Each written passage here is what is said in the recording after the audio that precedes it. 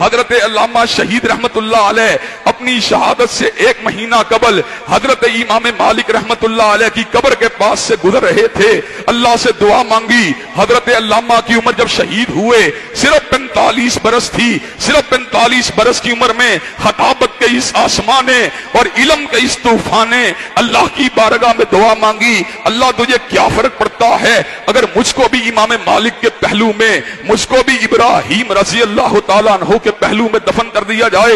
حضرات گرامی قدر، حضرت علامہ نے دعا مانگی، آنکھوں سے آنسو گرے، جنت البقیع کی وادی کے اندر آنکھوں سے آنسوؤں کو گرا کر حضرت علامہ باہر نکلے، واپس آئے، گھر ٹھہرے۔ یہ فروری کی بات ہے، مارچ کا مہینہ آیا، مارچ کے مہینے میں تقریر فرما رہے تھے۔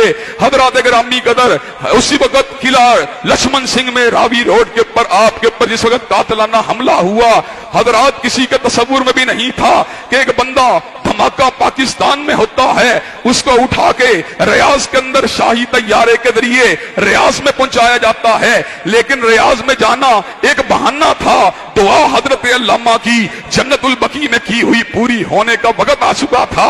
حضرات گرامی قدر، اللہ نے کیا کیا، ایک رات بھی اور ایک پورا دن بھی حضرت علامہ ملٹری ہسپتال ریاض میں زندہ نہیں رہے، ایک دن بھی پورا آپ نے زندگی کا نہیں گزارا۔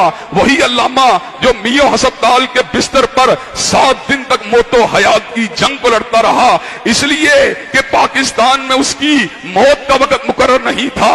اس نے دعا مانگی تھی، اللہ میں مدینہ میں آنا چاہتا ہوں، اگر پاکستان میں انتقال ہو جاتا، اگر پاکستان میں موت ہو جاتی تو یہ دعا تشنا رہ جاتی۔ لیکن اللہ جب اپنے بندے کی سنتے ہیں، اسباب کو پیدا فرما دیتے ہیں۔ طیارہ آپ کے علاج کے لیے آپ کو ریاض لے کے نہیں گیا، بلکہ طیارہ آپ کو جنت البقیع میں تدفین کے لیے ریاض کو لے کے جا رہا تھا۔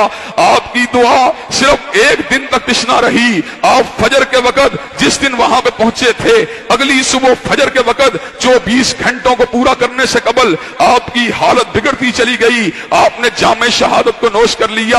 ان کے والد اور میرے دادا نے ایسے عالم میں یہ بات کہی، میں نے اپنے بیٹے کو پاکستان واپس لے کے نہیں جانا، میں نے اس کو مالک کے پہلو میں، میں نے اس کو نافع کے پہلو میں، میں نے اس کو حضرت ابراہیم کے پہلو میں، میں نے اس کو عثمان ذی النورین کے پہلو میں دفن کرنا ہے۔ حضرات گرامی قدر، حضرت علامہ کی دعا مجسم ہو گئی، اللہ نے ان کو جنت البقیع میں پہنچا دیا۔